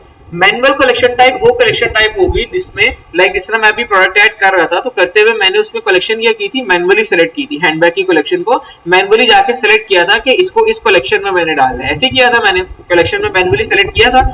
ऑटोमेटिक में क्या होगा, अगर मैं ऑटोमेटेड कलेक्शन टाइप बनाता हूं तो मैं यहां आके कोई ना कोई कंडीशन लगा दूंगा कि अगर मेरी कोई भी प्रोडक्ट इस कंडीशन के ऊपर फॉल करती है तो उसको ऑटोमेटिकली इस वाली कलेक्शन के अंदर डाल दूं। लाइक फॉर एग्जांपल मैं चाहता हूं कि मैं एक टॉप सेलर्स की कंडीशन बनाना चाहता हूं तो मैं यहां पे आके बना सकता हूं कि अगर मेरी कोई भी प्रोडक्ट 10 से ज्यादा ऑर्डर्स ले चुकी है तो उसको इस कलेक्शन के अंदर डाल दो, या मेरी कोई भी प्रोडक्ट इस कंडीशन के ऊपर मीट करती है तो उसको इस कलेक्शन के अंदर डाल दो। इसको अगर मैं प्रैक्टिकली अपनी वेबसाइट के हिसाब से आपको समझाऊं कि मैंने अपनी वेबसाइट पे क्या किया हुआ, मैं जरा वापस आता हूं अपनी वेबसाइट पे और मैं जरा नीचे स्क्रॉल डाउन करता हूं। अब आप देख सकते हो यहाँ पे मेरे पास कुछ प्रोडक्ट शो हो रही हैं बेस्ट सेलर्स के नाम से। अभी जो बेस्ट सेलर्स वाली प्रोडक्ट्स है ये मैंने मैनुअली ऐड नहीं की है, ये ऑटोमेटिकली यहाँ पे फ्लक्चुएट भी करती रहती हैं। सेकेंडली यहाँ पे आकर अगर आप व्यू ऑल प्रोडक्ट्स पे क्लिक करते हो तो आप देख सकते हो कि व्यू ऑल प्रोडक्ट्स में आपके सामने सारी की सारी प्रोडक्ट्स होना शुरू हो जाती हैं।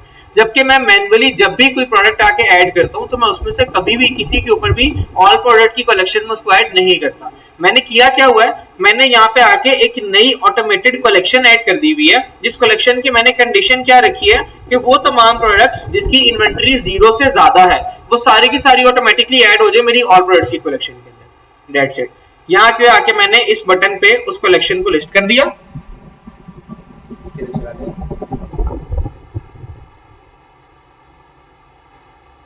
यहाँ पे आके मैंने इस बटन के पीछे उस कलेक्शन का लिंक लगा दिया एंड दैट्स इट, मेरी ऑल प्रोडक्ट्स वाली कलेक्शन रेडी हो गई। अब मुझे मैनुअली कभी भी उस कलेक्शन के अंदर जाके कुछ ऐड या माइनस नहीं करना। जो प्रोडक्ट्स ऑटोमेटिकली मेरी सोल्ड आउट होती जाएंगी वो उस कलेक्शन से निकलती जाएंगी एंड जो प्रोडक्ट्स मेरी नई ऐड होती जाएंगी वो ऑटोमेटिकली उस कलेक्शन के अंदर ऐड होती जाएंगी। क्यों? क्योंकि मैंने शर्त ही ऐसी लगा दी है कि वो मेरी तमाम प्रोडक्ट्स जिनका भी स्टॉक 0 से ज्यादा है वो ऑटोमेटिकली इस कलेक्शन के अंदर ऐड हो जाए।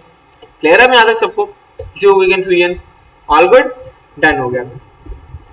कलेक्शंस ऐड करने के बाद लास्ट पे इसको हम लोग जरा यहाँ से डिस्कार्ड कर देते हैं, कलेक्शंस ऐड करने के बाद नेक्स्ट पार्ट मेरे पास आता है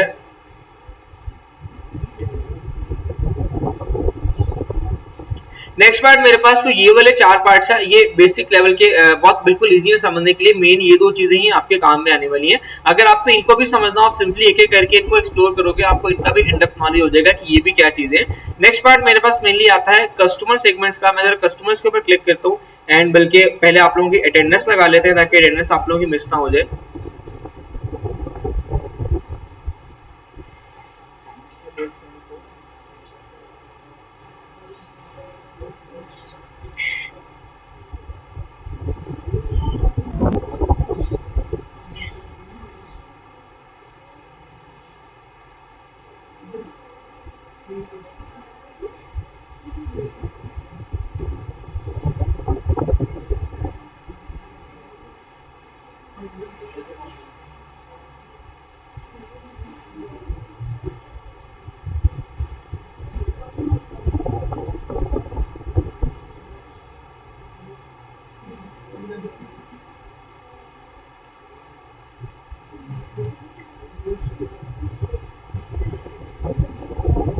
अब्दुल हादी, सुफियान हमीद, सयाम गोरी, मोहम्मद जुहेब, मोहम्मद अलीम, हमजा, नुमान तारिक, सुलेमान जवेद, नदीम अंजुम, हनान फैसल, असद सुहेल, लैला कासिम, मलिक ताहा, अरूज, ताहा असलम, एहसन अब्बास, मोहम्मद फसी, मदीहा, नौशीन, मोहम्मद मुजम्मिल,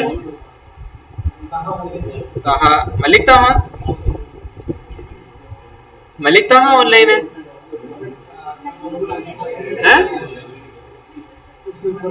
ताहा असलम ये होगा।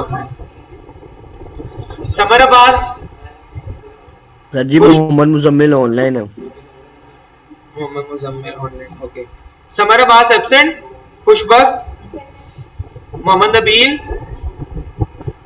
जिशान अली, सोबिया, आयशा हमीद, मोहम्मद तौकीर। Sir Ayesha Hameed present.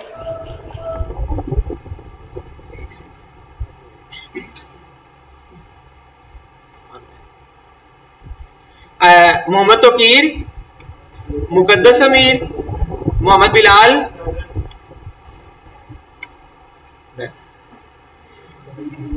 सबकी होगी प्रेजेंट, डन हो गया। अब जरा वापस आ जाते हैं अपने शॉपिफाई स्टोर के ऊपर। Here you go, next part आ जाता है मेरे पास इसमें कस्टमर्स का पार्ट। कस्टमर्स के पार्ट के अंदर क्या होता है? कस्टमर्स के पार्ट के अंदर आपका शुरू से लेके अब तक जितने भी कस्टमर्स फॉल किए हुए, जब से आपने अपना शॉपिफाई अकाउंट बनाया है, इस पार्ट के अंदर आपको आपके सारे कस्टमर्स की एक एक इन डेप्थ डिटेल देखने को मिल जाती है कि किस कस्टमर ने आपसे अभी तक कितने ऑर्डर्स किए, उस पर कितनी अमाउंट स्पेंड की है, कितनी अमाउंट स्पेंड नहीं की, इस कस्टमर का क्या ईमेल एड्रेस है, क्या सिटी है, क्या कंट्री है, क्या कॉन्टेक्ट नंबर है, क्या डिटेल है। ऐसे कर लो, चलो मैं इसको ऐसे कर लेता हूँ। अब ठीक है, क्या डिटेल है इसकी, क्या कॉन्टेक्ट नंबर है, क्या सारी डिटेल्स है, सारी की सारी डिटेल्स आपके पूरे के पूरे कस्टमर्स की यहाँ पे आपको देखने को मिल जाती है। आपके डे फर्स्ट पे जिस कस्टमर ने कभी जाके आपको कोई ऑर्डर किया था, आप आज भी उसका यहाँ पे नाम सर्च करके उसको सेलेक्ट करके देख सकते हो कि इसने आज तक कब कब कौन कौन सी प्रोडक्ट किस किस ऑर्डर आईडी नंबर के अगेंस्ट परचेज किया आपसे, उसमें क्या क्या चीजें परचेज की है, कितने की परचेजिंग की है, किस किस सिटी में परचेजिंग की है, एंड सो ऑन, क्या क्या सारी इसकी डिटेल्स है। सारी डिटेल्स आपको यहाँ पे कस्टमर्स में देखने को मिल जाती है। सेकंड नंबर पे ये डाटा आपको बहुत हेल्पफुल साबित होता है अगर आप ईमेल मार्केटिंग के ऊपर आते हो। यहाँ पे सबके ईमेल्स आपके पास देखने को मिल रहे हैं। आप विद अ सिंगल क्लिक इन सबके ईमेल्स उठा के इनको एक सिंगल क्लिक के ऊपर ऑटोमेटेड वे में ईमेल्स कभी कर सकते हो। क्लियर है यहाँ तक सबको? कस्टमर्स के बाद नेक्स्ट पार्ट मेरा जो मेन पार्ट आता है इसके अंदर, that is a part of analytics. Analytics का पार्ट बिल्कुल उसी तरह काम करता है जिस तरह हमारे पास गूगल एनालिटिक्स का पार्ट होता है, यानी कि ये वो पार्ट है जो कि आपको आपकी वेबसाइट के बारे में सारी डिटेल्स या यूं समझ लो कि रिपोर्टिंग प्रोवाइड कर रहा होगा कि आपकी वेबसाइट के ऊपर कौन सी टॉप सेलिंग प्रोडक्ट है, कब कब किस किस जगह पे आपकी किस किस दिन में कौन कौन सी प्रोडक्ट ज्यादा सेल हुई है, आपकी कितने % रिटर्निंग कस्टमर्स की रेशियो है, कितने कस्टमर्स हैं जो किस मुल्क से आपके पास आ रहे हैं, एंड सो ऑन। एक एक इंच की एक एक चीज की ईच एंड एवरी डिटेल आपको यहाँ पे अपनी वेबसाइट से रिलेटेड सारी की सारी देखने को मिल जाएगी आपकी एनालिटिक्स के पार्ट के ऊपर। एनालिटिक्स के बाद नेक्स्ट पार्ट आता है मेरे पास स्पेशली मार्केटिंग का, जो कि बड़ा मजे का पार्ट है। इस पार्ट के ऊपर मैं आके आपको दिखा देता हूँ यहाँ पे आप क्या कर सकते हो। मैं जरा मार्केटिंग के अंदर आता हूँ और यहाँ से ऑटोमेशन के अंदर आ जाता हूँ।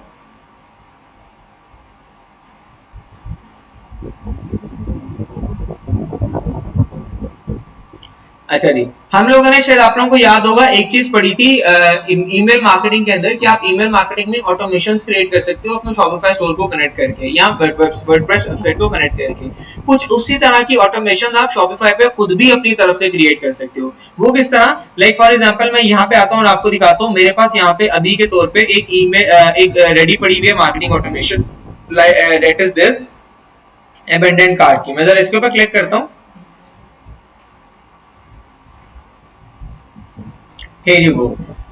होगा क्या, जैसे आप यहाँ पे ऑटोमेशन के अंदर आओगे तो अभी तो मेरी एक्टिव है तो इसलिए मुझे ये ऑप्शन नहीं दे रहा, बट जैसे आप इस जगह के ऊपर आओगे आपको आते साथ ही शॉपिफाई खुद अपनी तरफ से ऑप्शन देगा कि भाई आप अबंडेंट कार्ट की ईमेल की ऑटोमेशन को एक्टिवेट कर लो। आप अगर सिर्फ यस पे क्लिक करोगे तो विद अ सिंगल क्लिक आपकी ऑटोमेशन एक्टिवेट हो जाएगी। एक्टिवेट होने के बाद ये करेगा क्या, जैसे ही कोई यूजर मेरी वेबसाइट के ऊपर आया उसने आके कार्ट फिल किया, यानी कि प्रोडक्ट्स को ऐड टू कार्ट किया और उसके बाद छोड़ के चला गया, प्रोडक्ट को वो परचेज नहीं किया या उसने प्रोसीड चेकआउट नहीं किया, ऐड टू कार्ट करके छोड़ के जाने की सूरत में अगर उसने वहां पे अपना ईमेल ऐड कर दिया तो शॉपिफाई खुद ब खुद ऑटोमेटिकली वहां से उसका वो ईमेल उठाएगा और उसको उस ईमेल के ऊपर मेरी तरफ से एक मेल भेज देगा कि आपका ये अबेंडेंट कार्ट पड़ा हुआ है, आप इसको फटाफट से परचेज कर लो, वरना इसका स्टॉक थोड़ा रह गया, ये सोल्ड आउट हो सकता है। ये तो एक काइंड ऑफ ऑटोमेशन है जो इसके अंदर लगी हुई है। आप इसमें मल्टीपल टाइप्स ऑफ ऑटोमेशन को ऐड कर सकते हो कि कोई बंदा आपका अबेंडेंट चेकआउट छोड़ के जा रहा है तो उसको आपने मेल करवानी है, कोई बंदा अबेंडेंट कार्ट छोड़ के जा रहा है तो उसको मेल करवानी है। अलग अलग कंडीशंस में अलग अलग ट्रिगर्स के ऊपर आप लोगों को रहते हुए यहाँ पे टारगेट कर सकते हो कि इस स्पेसिफिक कंडीशन पे अगर कोई चीज फॉल कर रही है तो उसको मेरी तरफ से आप मेल सेंड कर दो। लाइक फॉर एग्जांपल शॉपिफाई पे बाय डिफॉल्ट आपकी कस्टमर की ऑर्डर वेरिफिकेशन की मेल जा रही होती है, यानी कि जैसे ही कोई यूजर आके आपकी वेबसाइट पे ऑर्डर प्लेस करता है तो ऑटोमेटिकली शॉपिफाई बाय डिफॉल्ट उसको एक मेल भेज देता है कि आपका इस ऑर्डर नंबर के अगेंस्ट यहाँ पे ऑर्डर प्लेस हो गया, thank you so much for your order, ये हमारी डिटेल्स हैं, कोई इशू हो तो आप हमसे कांटेक्ट कर सकते हो। तो शॉपिफाई अलग अलग टाइप्स के ऊपर आपकी तरफ से मेल्स कर रहा होता है आपके कस्टमर्स को, और इस मेल्स की जर्नी को आप अपने हिसाब से भी मैनुअली कंट्रोल कर सकते हो अगर आप कोई ऑटोमेटेड जर्नी अपनी मर्जी से बनाना चाहो तो, ठीक है। उसके बाद नेक्स्ट पॉइंट आता है मेरे पास डिस्काउंट्स का। आप लोगों ने अक्सर देखा होगा कि दराज के ऊपर क्या होता है, दराज के ऊपर वाउचर्स आपको देखने को मिल रहे होते हैं। कभी हमारी वेबसाइट पे जाओ और ऑर्डर प्लेस करते हुए वाउचर कोड डालो, आपको डिस्काउंट देखने को मिल जाएगा। बिल्कुल इसी तरह और भी बहुत सी वेबसाइट्स हैं जो आपको वाउचर कोड अलाउ कर रही होती है कि भाई ये मेरा वाउचर कोड है, आप जाके मेरी वेबसाइट पे वाउचर कोड लगाओ एंड आपको वहां पे डिस्काउंट देखने को मिल जाएगा। वो वाउचर कोड्स वाला पार्ट आप यहाँ डिस्काउंट के सेक्शन से आके कर सकते हो।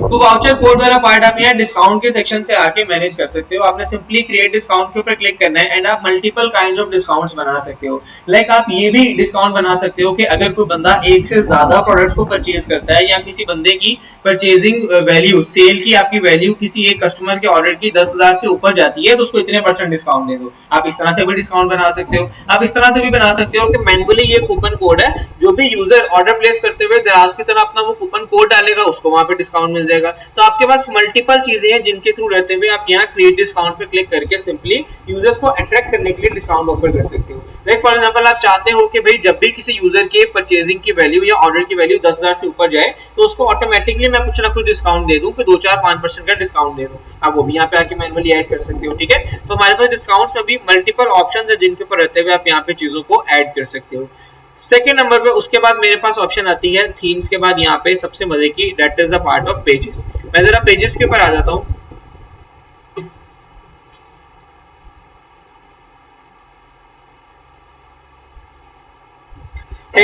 मेरी वेबसाइट के ऊपर जो भी मेन पेजेस हैं वो सारे पेजेस मुझे यहाँ पे शो कर रहा है जो कि कस्टमर एंड पे शो होने वाले पेजेस हैं। वैसे तो मेरे पास बहुत से मल्टीपल आई गेस थाउजेंड्स में पेजेस पड़े हुए हैं इस वेबसाइट के ऊपर, बट वो मेन पेजेस जो कस्टमर को यहाँ पे मेन प्रोडक्ट पेजेस के अलावा सब शो हो रहे हैं वो सब पेजेस मुझे यहाँ पे शो कर रहा है। इन पेजेस के ऊपर अगर आप अपनी मर्जी से कोई कस्टमाइजेशन कोई चेंजिंग करना चाहते हो तो वो यहाँ से आके कर सकते हो। लाइक फॉर एग्जाम्पल आप चाहते हो कि भाई मेरा यहाँ पे एक पेज पड़ा हुआ है, मैं जरा नीचे आता हूँ, लास्ट पे आता हूँ, मेरा यहाँ पे एक पेज पड़ा हुआ है रिटर्न एंड रिफंड पॉलिसी का। जैसे कोई यूजर इस पे क्लिक करता है तो वो इस पेज पे आ जाता है जहां ये पूरा मेरा टेक्स्ट लिखा हुआ है। अब ये टेक्स्ट अगर आप अपने हिसाब से अपनी मर्जी से चेंज करना चाहो तो चेंज करने के लिए क्या होगा, आप यहाँ पे आओगे एंड यहाँ पे आपके पास आपको पेज शो हो जाएगा here you go return and refund policy का। आपने सिंपली इसके ऊपर क्लिक करना है एंड क्लिक करके इसके टेक्स्ट को जिस तरह भी आप अपने हिसाब से चेंज करना चाहो, कस्टमाइज करना चाहो, आप इसको अपने हिसाब से यहाँ पे आके कर सकते हो। क्लियर है यहाँ तक सबको? पेजेस एडिट करने के बाद नेक्स्ट पार्ट आता है मेरे पास and that is also a very interesting one and it is the part of navigation. Navigation क्या होती है? आप लोगों ने पहले भी शायद आप लोगों ने वर्डप्रेस के पार्ट के अंदर पढ़ा होगा कि हमारे पास वर्डप्रेस में 3 टाइप्स की मेन्यूज थी। एक थी प्राइमरी मेन्यू, एक थी secondary menu and third one was footer menu. आप उन 3 मेन्यूज को मैनुअली वर्डप्रेस के अंदर कंट्रोल कर रहे थे कि मेरी किस टाइप की मेन्यू में क्या क्या पेजेस शो होने चाहिए। प्राइमरी मेन्यू मेरी कौन सी थी? जो ये वाली टॉप पे मेरी मेन्यू शो हो रही है मेरी क्या कहलाती है? प्राइमरी मेन्यू कहलाती है एंड जो लास्ट में फुटर पे शो होती है वो मेरी फुटर मेन्यू कहलाती है। यहाँ पे मेरे पास सेकेंडरी मेन्यू की ऑप्शन नहीं है, 2 ही मेन्यूज अवेलेबल हैं, footer menu and primary menu जो मेरी अभी बनी हुई है। अगर आप अपनी मर्जी से कोई और मेन्यू एड ऑन के तौर पे ऐड करना चाहो तो वो आप ऐड मेन्यू में जाके कर सकते हो। राइट नाउ फॉर एग्जांपल आप चाहते हो कि सर यहाँ पे जो मेरे पास ये शो हो रहा है ना, मैं इस चीज को एडिट करना चाहता हूँ, यहाँ पे मुझे ये कॉन्टैक्ट की जगह पे कुछ और शो करवाना है। आप सिंपली क्या करोगे, ये मेरी मेन मेन्यू बनी हुई है, आपने इस मेन मेन्यू पे क्लिक करना है। जैसे आप मेन मेन्यू पे क्लिक करोगे हियर यू गो, आप देख सकते हो आपके पास यहाँ पे भी ये 3 ऑप्शंस शो हो रही हैं, एक होम की, एक ऑल प्रोडक्ट्स की और एक क्या शो हो रही है, कॉन्टैक्ट की। एग्जैक्टली यही 3 ऑप्शन यहाँ पे शो हो रही हैं, बिल्कुल हो रही हैं। अब ये ऑल प्रोडक्ट्स के अंदर फर्दर सब कैटेगरीज मुझे 4 शो हो रही हैं। अगर आप इन चारों में से किसी एक को यहाँ से डिलीट करना चाहते हो तो वो भी यहाँ से आके मैनुअली कर सकते हो। अगर आप इनकी जगह कोई और इनके साथ ऐड करना चाहते हो, लाइक फॉर एग्जांपल मैं इधर प्लस में क्लिक करता हूँ और मैं यहाँ पे आके सर्च कर लेता हूँ, फॉर एग्जांपल मेरे पास कोई देख लेता हूँ कोई कलेक्शन अगर पड़ी हुई है तो मेरे पास भी जितनी बनी पड़ी है वैसे उससे सारी यहाँ मैंने लगाई हुई है। अगर आपके पास कोई और कलेक्शन ऐसी पड़ी हुई होती है जिसको आप यहाँ पे आके ऐड करना चाहो, कोई वेब पेज ऐसा पड़ा हुआ है जिसको आप यहाँ पे आके ऐड करना चाहते हो, तो आप सिंपली उसको सर्च करके यहाँ पे ऐड कर दोगे तो वो भी इसके ड्रॉप डाउन मेन्यू के अंदर यहाँ पे ऐड होना शुरू हो जाएगा। यहाँ तक किसी को कोई कंफ्यूजन क्लियर है सबको? ऑल गुड, डन हो गया। नेविगेशंस वगैरह ऐड करने के बाद लास्ट में मेरे पास एक जो इसमें मेन सेटिंग्स देखने को कुछ मिलती हैं, हम जरा उन सेटिंग्स को एक एक करके डिस्कस कर लेते हैं। मैं जरा सेटिंग्स के ऊपर आता हूँ एंड हियर यू गो, यहाँ से एक एक करके ये सारी सेटिंग्स हैं जो बेसिकली मुझे इसके अंदर देखने को मिल रही होती है। सबसे बेसिक मेजर सेटिंग जो आपको सबसे पहले इसमें करनी पड़ेगी, that is the part of your checkout. आपने इधर आके सिंपली चेकआउट पे क्लिक कर देना है एंड जैसे आप चेकआउट पे क्लिक करोगे आपके सामने यहाँ पे ये आपका एक चेकआउट फॉर्म बना पड़ा हुआ है जिसको आप अपनी मर्जी से कस्टमाइज कर सकते हो। चेकआउट फॉर्म कौन सा है, मैं जरा यहाँ पे आता हूँ, इधर कार्ड पे जाता हूँ, मैंने प्रोडक्ट ऐड टू कार्ट की हुई है एंड यहाँ पे आके मैं चेकआउट पे क्लिक कर देता हूँ। जैसे आप चेकआउट पे क्लिक करते हो आप देख सकते हो यहाँ पे आपके सामने एक फॉर्म खुल के आ गया, जिस फॉर्म में आप अपनी सारी डिटेल्स ऐड करके इस अपने ऑर्डर को फर्दर आगे प्रोसीड करवा सकते हो। अब ये वाला जो चेकआउट फॉर्म है इसको आप अपनी मर्जी से कस्टमाइज कर सकते हो। कस्टमाइज करने का क्या तरीका है, अपने यहाँ सेटिंग में आ जाना है, चेकआउट पे क्लिक कर देना है एंड यहाँ पे आपने कस्टमाइज पे क्लिक कर देना है। जैसे आप कस्टमाइज पे क्लिक करोगे आपके सामने आपका चेकआउट फॉर्म खुल के आ जाएगा, जिसको अब आप जैसे चाहो आप अपनी इमेज चेंज करना चाहो, इसके अंदर कोई टेक्स्ट चेंज करना चाहो, जिस तरह भी आप चाहते हो उस तरह से आप इसको अपनी मर्जी से कस्टमाइज कर सकते हो। चेकआउट कस्टमाइज करने के बाद नेक्स्ट पार्ट मेरे पास आता है कि चेकआउट की ऑप्शंस को अपनी मर्जी से मैनेज करना। लाइक यहाँ पे आपके पास जो जो ये ऑप्शंस शो हो रही हैं, आप चाहते हो इसमें कि कोई ऑप्शन मैं माइनस करना चाहता हूँ या ऐड करना चाहता हूँ, वो ऑप्शंस ऐड करने के लिए आपके पास यहाँ पे ऑप्शन आ रही है लाइक दिस। आप कस्टमर से क्या लेना चाहते हो, सिर्फ उसका ईमेल लेना चाहते हो या फोन नंबर और ईमेल दोनों की ऑप्शन देना चाहते हो कि आप दोनों में से कोई भी चीज मुझे प्रोवाइड कर दो, आप यहाँ से आके वो ऐड कर सकते हो। ठीक है, require customer to log in to their account before checkout, ये भी आप अपने यहाँ पे आगे कर सकते हो। अच्छा, ये काम आपके लिए बड़ा हेल्पफुल साबित हो सकता है, उसको मैंने अभी के लिए नहीं किया हुआ। क्या होता है ये, आप जैसे मेरी वेबसाइट पे आते हो शायद आप एक चीज देख सकते होगे, मैं जरा यहाँ पे आके आपको अपनी वेबसाइट पे दोबारा मेन होम पेज पे आके दिखा देता हूँ। अब जैसे इस वेबसाइट पे आते हो आप देख सकते हो कि यहाँ पे आपको एक ऑप्शन शो हो रही है, कौन सी, अकाउंट की। आप इस अकाउंट पे क्लिक करते हो तो मेरी वेबसाइट आपको ले आती है अपना यूजर अकाउंट बनाने के लिए। जिस तरह दराज पे आपका अपना अकाउंट बना होता है, बिल्कुल उसी तरह आप मेरी वेबसाइट पे आके भी अपना अकाउंट बना सकते हो। अब ये अकाउंट बनाना आपके लिए किस तरह बेनिफिशियल हो सकता है, अगर आप यहाँ पे आके इस पे क्लिक कर देते हो तो होगा क्या, जब भी कोई यूजर आपकी वेबसाइट पे आके कोई प्रोडक्ट को परचेज करने लगेगा, शॉपिफाई कहेगा पहले अपना अकाउंट रजिस्टर करो उसके बाद परचेज करना। अकाउंट रजिस्टर जैसे ही वो करेगा, अब वो आपको ईमेल अपने ऑर्डर में दे या ना दे, अकाउंट रजिस्ट्रेशन के अंदर ईमेल आ गया, अब आप उसकी ईमेल को जिस तरह मर्जी यूटिलाइज कर सकते हो। तो कस्टमर्स के डेटा को ग्रैब करने के लिए, कस्टमर्स को रिकरिंग कस्टमर के तौर पे और मजबूत बनाने के लिए आप इस ऑप्शन को क्लिक कर सकते हो, ताकि यूजर आपकी वेबसाइट तक आए तो आने के बाद आपकी वेबसाइट के ऊपर अपने अकाउंट्स को लाजमी क्रिएट कर लो। जितने यूजर्स आपकी वेबसाइट पे आके अकाउंट को क्रिएट करेंगे उतनी ही ज्यादा डाटा की लीड्स आपके पास बन के आएंगे, जिनको आप मार्केट में अपने लिए यूटिलाइज कर सकोगे। ठीक है, ये ऐड करने के बाद नेक्स्ट पे हम नीचे आ जाते हैं। आपको क्या क्या चाहिए, फुल नेम रिक्वायर्ड है या सिर्फ लास्ट नेम रिक्वायर्ड है, या फिर आपको फर्स्ट एंड लास्ट नेम दोनों रिक्वायर्ड है, ये चीज आप मैन्युअली कंट्रोल कर सकते हो। कंपनी नेम चाहिए या नहीं चाहिए, एड्रेस में क्या चाहिए, शिपिंग एड्रेस का जो फोन नंबर है वो आपने ऑप्शनल रखना है या रिक्वायर्ड रखना है, ये भी आप यहाँ से आके ऐड कर सकते हो। अच्छा, एक चीज याद रखना, ये ऑप्शन बाय डिफॉल्ट ऑप्शनल पे होता है, बट आपने इसको आके लाजमी तौर पे रिक्वायर्ड पे क्लिक कर देना है। उसकी वजह क्या है कि जब भी ये ऑप्शन ऑप्शनल होगा ना, तो शॉपिफाई पे जब भी कोई यूजर आएगा वो बगैर फोन नंबर डाले भी आप पे ऑर्डर प्लेस कर सकेगा, उससे शॉपिफाई फोन नंबर कंपलसरी नहीं रिक्वायर करेगा। बट अगर आके आप इसको रिक्वायर्ड कर दोगे तो होगा क्या, जब तक कोई यूजर आके फोन नंबर ऐड नहीं करेगा तब तक शॉपिफाई उस बंदे का ऑर्डर फर्दर आगे प्रोसीड ही नहीं कर रहा होगा। क्लियर है यहाँ तक सबको? इस सब के बाद लास्ट पे ईमेल चाहिए नहीं चाहिए, उनको एसएमएस करना या नहीं करना, आपको टिप उनसे लेनी है या नहीं लेनी चेकआउट के टाइम के ऊपर, आप ये सब चीजें ऐड करने के बाद अपना चेकआउट के पार्ट को यहाँ पे आके सेव कर सकते हो। चेकआउट का पार्ट सेव करने के बाद नेक्स्ट में फर्दर एक और नेक्स्ट चीज के ऊपर आ जाता हूँ, and that is the part of customer accounts आप लोग अगर कस्टमर अकाउंट कंपलसरी करते हो तो आपको उसके लिए पहले आके यहाँ पे कस्टमर अकाउंट का सेटअप भी करना पड़ेगा कि आपको कस्टमर अकाउंट किस तरह से बनाना है। आप अगर बहुत ज्यादा इनडेप्थ इसको कस्टमाइज नहीं भी करना चाहते हो तो आप सिंपली इस कस्टमर अकाउंट के पार्ट को आके ऑन कर दोगे तो आपके कस्टमर अकाउंट का पूरा पार्ट शॉपिफाई की बाय डिफॉल्ट टेम्पलेट के ऊपर ही बन जाएगा, जिसमें आपको कोई ज्यादा कोडिंग या कस्टमाइजेशन की जरूरत नहीं पड़ेगी। कस्टमर पार्ट के बाद नेक्स्ट पार्ट आता है मेरे पास डोमेन्स का। आपने इधर आके डोमेन पे क्लिक कर देना है। जैसे आप डोमेन पे क्लिक करोगे हेरियो को यहाँ आपके पास ऑप्शन आ रही है डोमेन ऐड करने की। आपने जो अपना डोमेन इसके अंदर ऐड करना है अपनी इस वेबसाइट के ऊपर, वो डोमेन ऐड करने का तरीका क्या है, यहाँ पे आके आपने कनेक्ट एग्जिस्टिंग डोमेन पे क्लिक करना है। जैसे आप क्लिक करोगे जो भी डोमेन आप ऐड करना चाहते हो आपने सिंपल वर्डिंग में यहाँ पे ओवरली डोमेन लिखनी है। एंड जैसे आप डोमेन लिखोगे नेक्स्ट पार्ट बिल्कुल उसी तरह जिस तरह आपने वर्डप्रेस पे काम किया था, शॉपिफाई आपको एक डीएनएस रिकॉर्ड प्रोवाइड कर देगा।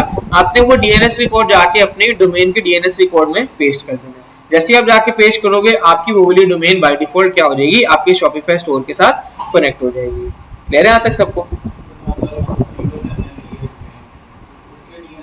हाँ, आपने होस्टिंगर से डोमेन लिया अगर तो होस्टिंगर के डोमेन वाले पार्ट में जाना है और वहां जाके वो डीएनएस रिकॉर्ड पेस्ट कर देना है जो यहाँ शॉपिफाई ने आपको प्रोवाइड किया। ठीक है, आप जैसे वो वहां पे जाके पेस्ट करोगे 24 आवर्स का टाइम होता है, विदिन 24 आवर्स आपकी डोमेन आपके शॉपिफाई अकाउंट के साथ कनेक्ट हो जाएगी। ठीक है, क्लियर है यहाँ तक सबको? डन हो गया। डोमेन ऐड करने के बाद नेक्स्ट आप एक एक करके इन सब चीजों को इन डेप्थ डिटेल में एक्सप्लोर कर सकते हो। यहाँ पे सारी मजे की चीजें आपको देखने को मिलती हैं जिनको आप अपनी वेबसाइट के लिए वेबसाइट की बेहतरी के लिए यहाँ पे आके बना सकते हो। सेकंड पार्ट मेरे पास यहाँ पे बिलिंग एंड पेमेंट साइकिल का भी आता है। ठीक है, सॉरी यहाँ पे प्लान के ऊपर जाके आपको चीज नजर आएगी।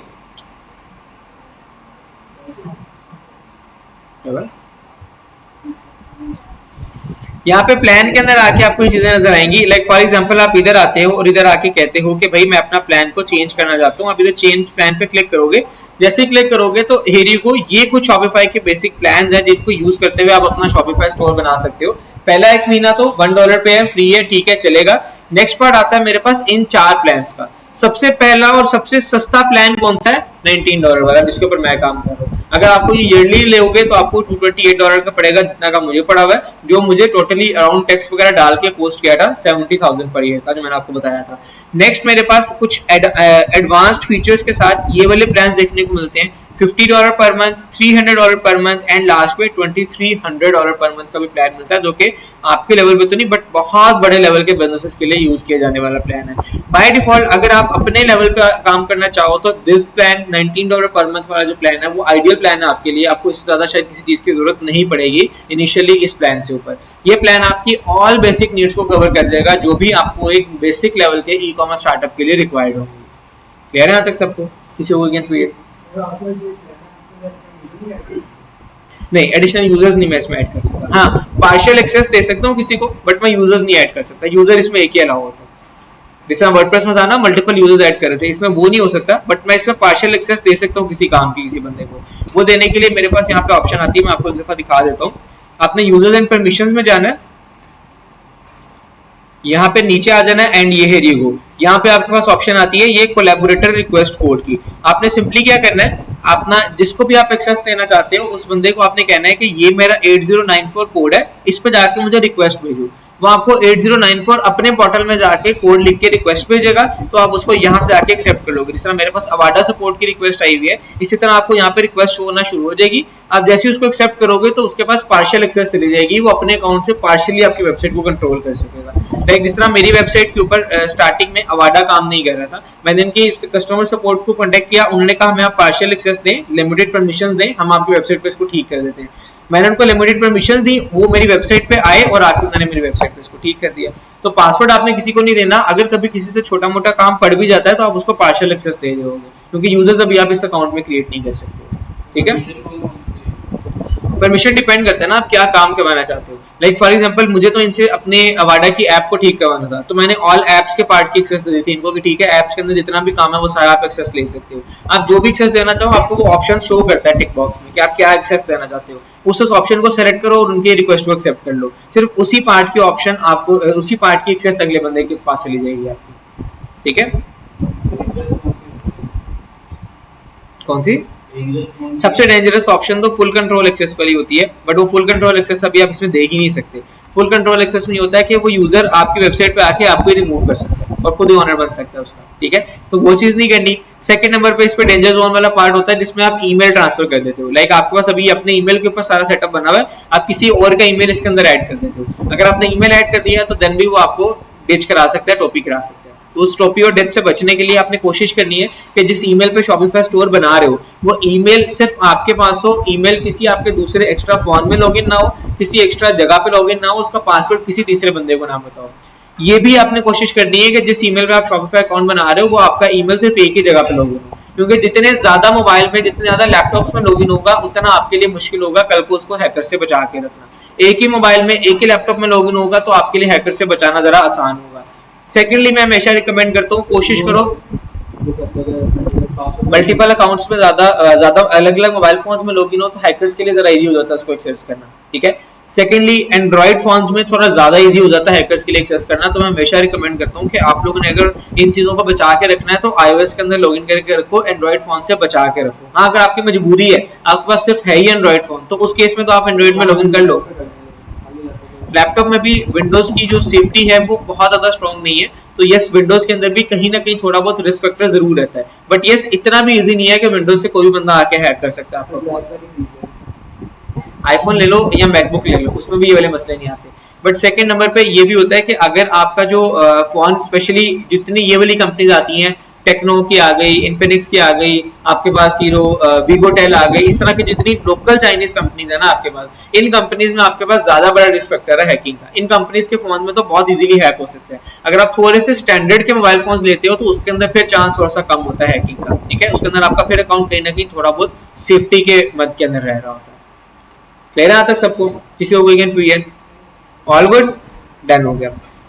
आज के सेशन को हम लोग यहीं पे करते हैं माइंड अप। इंशाल्लाह A60 वालों का जो है वो नेक्स्ट वीक होगा मेरे साथ लास्ट, क्योंकि आप लोगों के कुछ छोटे छोटे 1-2 मॉड्यूल्स रह गए व्हाट्सएप पे पे इंटीग्रेशन वाला, साथ में यूट्यूब वाला, वो इंशाल्लाह हम लोग नेक्स्ट वीक में डिस्कस कर लेंगे, ठीक है। और उसके बाद आप लोगों का नेक्स्ट वीक लास्ट होगा, नेक्स्ट वीक आप लोगों के सेशन को यहाँ पे हम लोग क्लोज कर देंगे, ठीक है, वाइंड अप कर देंगे। मेरी तरफ से आप लोग वाइंड अप हो जाओगे, फोटोशॉप एंड फ्रीलांसिंग के ऊपर चले जाओगे।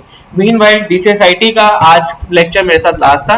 DCSIT वालों का नेक्स्ट वीक इंशाल्लाह स्पोकन इंग्लिश एंड फोटोशॉप की तरफ क्लासेस मूव ऑन होना शुरू हो जाएंगी। एंड मीनवाइल आप लोगों का जो DCSIT वालों का बैच है वो आहिस्ता आहिस्ता खत्म होना शुरू हो जाएगा फाइनली। A60 वाले जो है वो नेक्स्ट वीक मैच होके नहीं आएंगे, सिंपल इज दैट, अपने ही अकेले खाली अपनी क्लासेस के अंदर आ रहे होंगे। नेक्स्ट वीक माइट भी मैं आपको कंफर्म नहीं कह रहा हूँ, बट माइट भी आप लोगों का टाइम दोबारा रिवर्ट कर दिया जाए पिछले टाइम के ऊपर ही, 12 बजे वाले टाइम पे, तो आप लोग आने से पहले एक बार ग्रुप में मैसेजेस पढ़ लेना, ऐसे ही ना आ जाना। माइट भी कह रहा हूँ शायद इसी टाइम के ऊपर है, शायद आधा घंटा आगे हो जाए, तो जो भी हुआ वो आप लोग ग्रुप में मैसेजेस पढ़ लेना एक दफा, ठीक है।